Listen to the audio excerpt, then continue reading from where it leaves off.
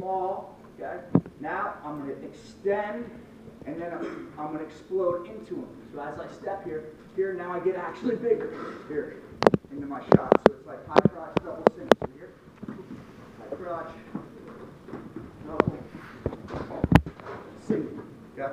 So just working on the mechanics, you need those 3 shots. You have to know how to do it. So we spend a ridiculous amount of time doing that. He does a great drill with the guys, basically learning basic hand fighting skills. So he does his drill where it's the guys pulling on. So it's really for me and him. Yeah, hands behind the back. He's going to move me around. So he's working on pulling me down out of position, and I'm working on keeping position. Head up, neck's curled, keeping my space, moving into him. If he's pulling on my head, I don't want to pull away. Look what happens in my position. I have to come into him. Come into him. Guys, pull on, and then that's how you get exposed. So that we teach a lot of mat wrestling because I think it's people don't do enough of it nowadays. So all our youth guys know how to do a sit out. They know you have to learn how to defend a half Nelson. I mean, that's what every youth kid that's taught a half Nelson. They try to do a half Nelson. So, and if we can even show that, I mean, it's funny. I think the basic defense is wrong that you teach. Like, reach up here and peel the hand. That's like you're giving them the half. And so we came in, and Joey and I, you know, he's a two-time, this is a funny story actually, two-time national champion, you know, I'm an All-American head coach at Princeton. We'd be sitting on the sidelines while the dads were like teaching technique, you know, because we didn't know, like, we're like, hey, we're here to help, but you guys have to own this. So we come in, and a lot of times we're like, oh, yeah. We couldn't stop ourselves. We gotta step in right now. When they were doing this one, we were like, that's not good, not good. Yeah. So even like a sit is great there. So he teaches the kids like, here, so you gotta teach the kids this. He's gonna go half Nelson here, right? So don't go like this. He's gonna run you right over, okay? So you just do your sit out. So you're here, you leave your hand behind, here. Now you got your sit out. It's real simple, real simple. And then we get that hand and we get out. So we spend a lot of time on the mat also. And it's just exposing them to the things that work that you need to know, the needs to know. So it's what I think we spend most of the time on. Basic wrestling. Yeah. I think there's also situational stuff that you have to know, like, you know, edge wrestling, just knowing where the edge is and not to relax on the edge, and you know, different technical situations when you're in on, you know, single leg, if a guy goes ankle whizzer, things like that. I think those are very important too. You know, just, you know, match time situations. You're up 30 seconds, you know, you're up by 1 in 30 seconds. What are you going to? What are you looking for? If you're down by 1 point with 30 seconds left, things like that. I think teams have to have those situational drills so that your guys know. So they're not like, oh man, I didn't know what to go to when I was down by a takedown with 30 seconds left. It's like, hey, these are the things that our program does. I think when I look back at when I was in high school, we weren't a big school. We weren't very good. We didn't have guys who were lifetime wrestlers. But my coach did a great job of having 4 or 5 things that every single person knew and did, and we drilled. And those guys who weren't, you know, region champs, but they knew those things, and they went to them all the time. And we were in great condition, and we were tough, and stuff like that. We won the matches that we could win. So, you know, just going off of that stuff, I think that's something you guys have to determine what your program wants to do. I really want to say something about the youth wrestling thing real quick, just because it's on my mind a lot. So our program, when I came here, we were the worst team in the country, literally. Like, and that's, I hate saying that because those kids fought, they trained hard, they fought hard. We just didn't win. And now, you know, we're a top 20 team. So, you know, I had one full-time coach at that time. So there was a lot of internal things that I had to get situated.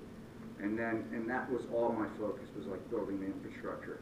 Now we're in a great place. I mean, we have literally 4 full-time coaches now, 5 with Reese. So things are good. We have a great group of kids. I mean, we have top 10, 20 recruiting classes every year. So youth, what I've decided, so we built the internal structure. Now I want to build around Princeton. So this is where you guys can come in, I think, a little bit. So I literally go to the elementary schools and give presentations about wrestling. This year I gave 2. One I took me all day to do because they had to do it during gym class. And then the one they were kind enough to get all the kids, and I'll have 2 other schools. And my philosophy, what I thought about, I was like, it was like an epiphany maybe a year ago. It's like, you know, Phillipsburg, right? Like, freaking, what is it known for? Wrestling, right? You go to Nazareth, you got a Nazareth kid on our team, known for wrestling. It just didn't, like, you didn't wake up one day and, like, everyone loved wrestling in your town. It was like it was a guy or a small group of people that worked really hard to build wrestling. Like, they're not just going to show up at your program, I don't think. If you have 60 kids in your elementary program, you know, you're going to have 30 kids in your middle school program, and then, you know, it just gets smaller and smaller as the kids, the weak ones, as the weak get filtered out, you know, the tough kids stick it out, and you end up with less kids. So for me, like, I'll give you my presentation, what I focus on too, and I think it's going to work well. This is, last year we had about 60 kids sign up. The year before, and that's when Joe and I really started getting involved a lot. We had like maybe 30 the year before. So it was like 60 sign-ups, there's probably 40 kids here a practice. Okay? So a lot of kids don't make it, whatever.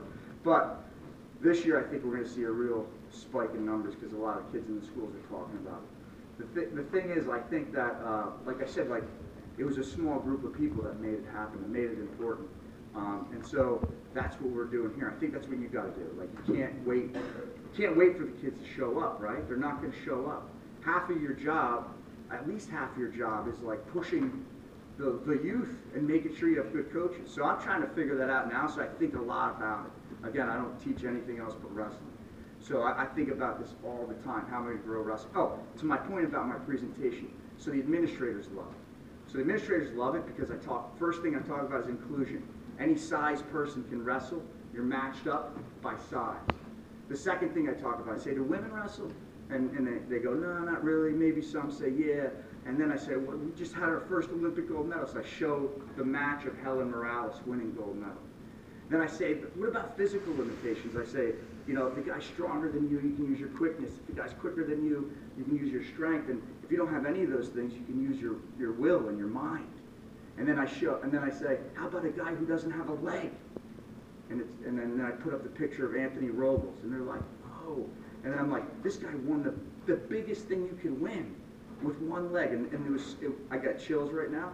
So the last one I did, the first group came, a kid in a wheelchair.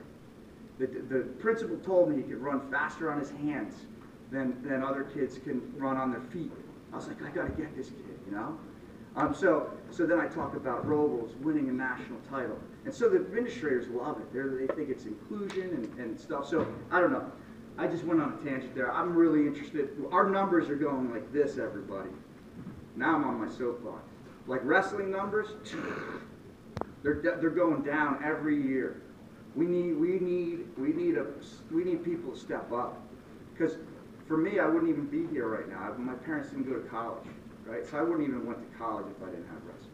Zero chance of me going to college if it wasn't for wrestling. The only reason I went to college was to wrestle. You know, I would work construction. I was fine with that. That's what we did. So for me, man, we need a revival of the sport, and it takes you guys, you know, to get out there and go to the schools. And you're lucky you're in the school. It's hard for me because I'm not there every day, and I want to make an impact.